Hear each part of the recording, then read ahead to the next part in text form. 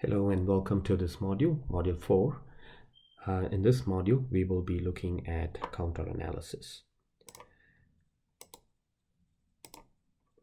So we are going to look more in detail about counter analysis using concepts of FSM. We will also be seeing how you can generate state diagrams or next state equations or next state tables of counter from counter diagrams and circuits. A counter is usually constructed from two or more flip-flops which change states in a prescribed sequence. Their input in general is only a clock.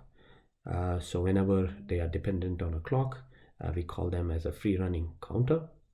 In some instances, you also have an event or an input that actually triggers the prescribed sequence.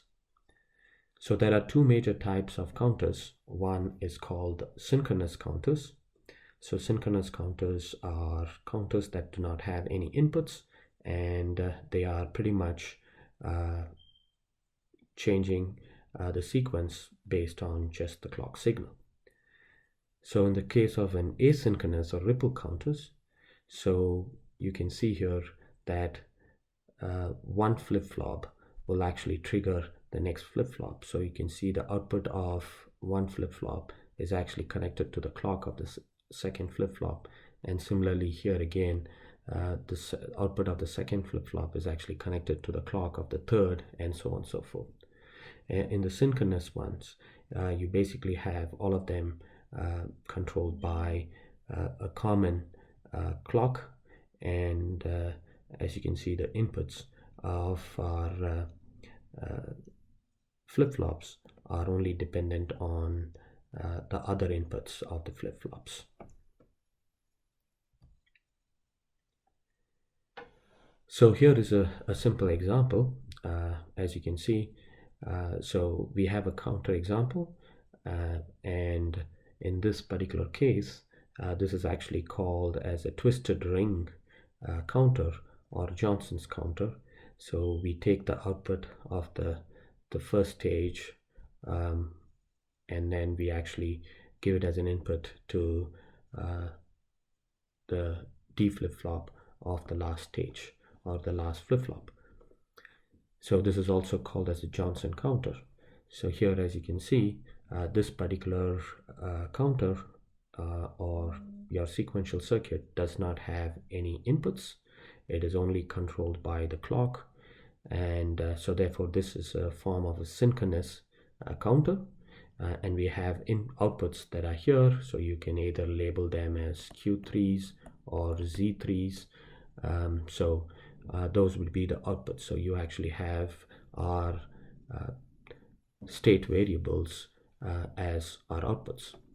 So for this particular counter, as you can see, if we start at 0, 0, 0, and it goes through this sequence and then repeats this whole sequence until the clock is available.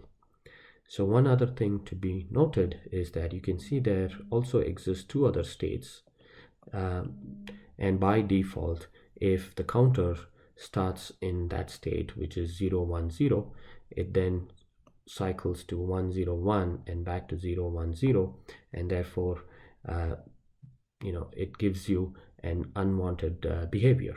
So therefore care should be taken that none of these two states are ever possible, or the counter should not start in one of those two states. So these 6 states are the valid states. So more about the types of counters, as we just saw that we have synchronous and ripple counters. So again, synchronous counters are having flip-flops that are synchronized by a common clock, and so all of them will change their individual states, or the state variables change simultaneously, whereas with respect to the ripple or asynchronous counters, the reason we call them ripple is the output of one flip-flop influences the input of the next flip-flop, and so on and so forth. So the state change of one flip-flop will trigger the other flip-flop. So these are different types of counters. In general, you can actually construct some of these counters in synchronous mode or also in an asynchronous mode. So the most common counter that we have is a modulo n counter. So modulo n can be a decimal value. So when we have modulo 5, so it goes through a sequence from 0 to 4, and we have 5 counts, and then it repeats back to 0 again. So then we have a binary coded decimal counter, so where we have a count value just from 0 to 9 and then back to 0. We have an n-bit binary counter, so that if we have it for a 3-bit binary sequence, so we go from 0 to 7. If you have a 4-bit binary sequence, then you go from 0 to 15, and so on. The next one is the gray code counter. So with the gray code counter, it goes through a sequence as shown here, and you can see this sequence, the subsequent sequence bits actually differ by just 1 bit. So the Hamming distance between the two subsequent sequence is only 1. And then we have basically a ring counter. So a ring counter, as you can see, will basically only have 1 ones in the given sequence. So in this case, this basically is a 4-bit ring counter where you have 1 in your LSB, and then the sequence ends at 1 in MSB, and then it goes back to the initial state. So here is an example. So here we are actually using a T flip-flop, and as you can see, we have for example, no inputs, and we have 3 state variables, A, B, C. So your output will also be nothing but just ABC. That will be your output. And now we're going to actually compute, as usual, you're going to compute the input to your flip-flop. So in this case, we have A dot B as equal to TC. Then we have TB is nothing but equal to A. And then T of A is nothing but equal to 1. So now once you have evaluated your inputs to your T flip-flop, so now we need to find out what is your C plus, B plus, and A plus. So therefore we know that for the T flip-flop, we have shown that Q plus is nothing but T XOR Q. So where T is your input and XOR of the current value will give you the next value. So therefore just replacing that C plus would be nothing but T of C XOR C. B plus would be nothing but T of B XOR B, and then you have A plus is nothing but T of A XOR A.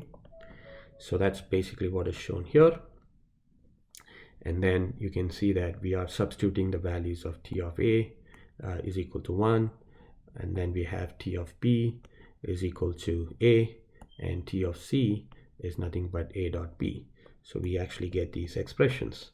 So once we get these expressions, we start with a default value of 0, 0, 0. And as you can see, so once you substitute the value of 0, 0, 0, and then also you have 0, 0, then you have 0. So your A plus gives you 1, and this one will give you 0, and this will give you 0.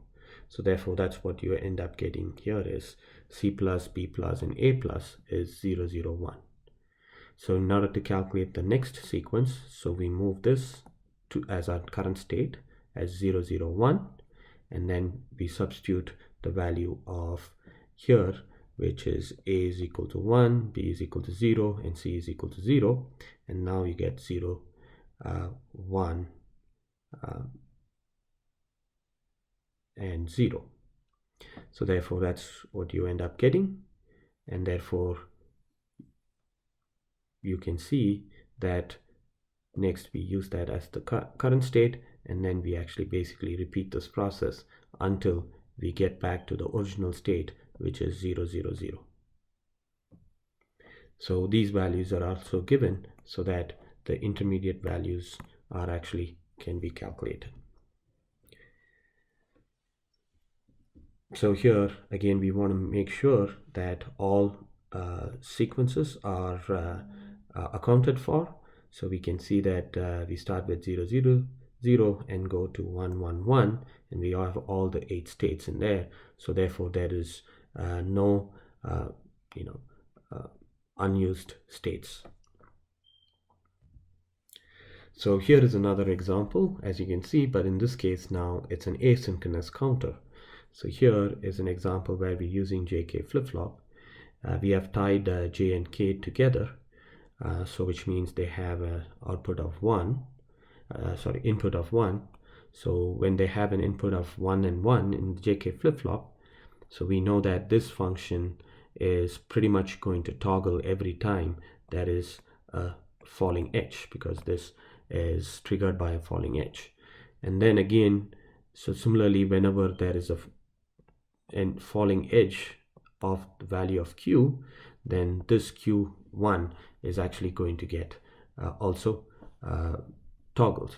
So here you can see at the falling edge, so initially it was a value 0 for this, which is Q0, and then toggles at the falling edge becomes 1, and the next falling edge toggles, and the next toggles, and then it repeats itself. And when that's actually fed, as you can see now, Q1 becomes the clock input for the second T flip-flop. So this becomes the falling edge, and therefore it basically will remain 0 until this, and then toggles for this instant, and then becomes 0, and then toggles. But one of the advantages of using such an asynchronous counter is it is an excellent clock divider. So here you can see that if I had this clock, Q0 is actually almost half the clock frequency of, or has twice the period of the original clock, and similarly Q1 now has half the clock frequency of Q0, and actually 4 times the clock frequency, or 1/4 frequency of the original clock. So here is another example. We are using a D flip-flop. So here, as you can see, so we are actually taking an output, and then we are triggering the next D flip-flop through the clock. And then similarly, we take this and we actually connect it to the clock of the third flip-flop, and then we take the third flip-flop and then connect the clock to the fourth flip-flop. So what actually will happen here is, so if you have a frequency, clock frequency, so Q of A will be half of that, and then QB will be 1/4, QC is 1/8, and QD would be 1/16 of the frequency. Here is another example. So in this case, as you can see, we are using 3 JK flip-flops, and we basically have no inputs, so therefore it is a counter, and all of them are triggered by a common clock, so therefore this becomes a synchronous counter. So now we have JC, KC, JB, KB, then you have, sorry, that's A, and then you have JC and KC. So now we are going to determine the different inputs expressions for your JA, KA. So as you can see, they are B and B, then for JB is C and 1. For JC, it's going to be B dash and 1. So now we also have a next state equation, which is given here.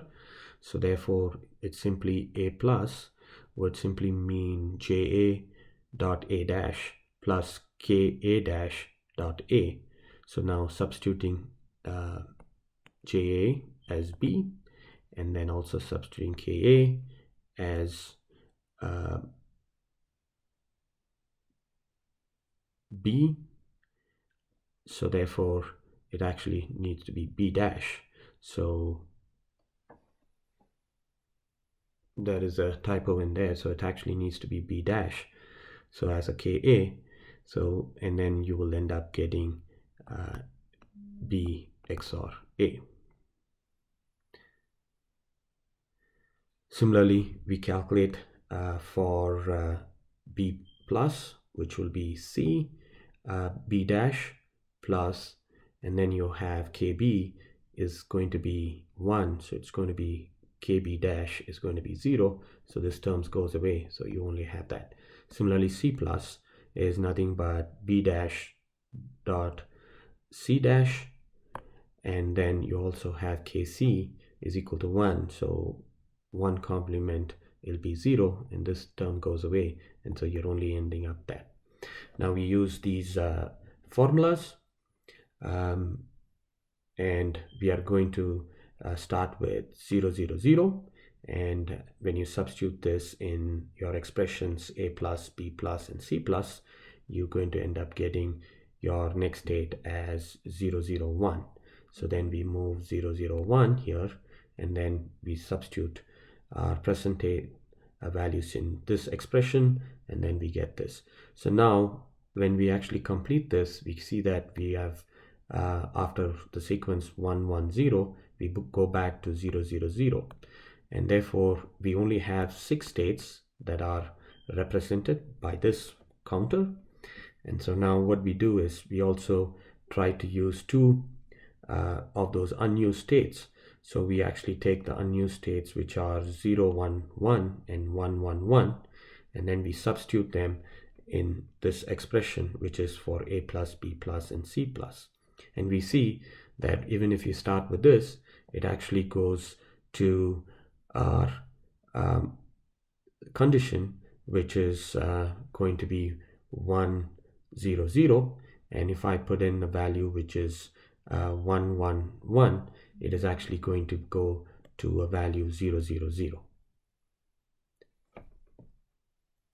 So therefore, even if you start with this particular state, it's still going to go back to the intended operation. So therefore, no special circuitry will be needed. So in summary, we have seen about analysis of counters, and we also saw that how you can actually create either the state diagram or the next state equation and the next state table from your counter circuit. Thank you.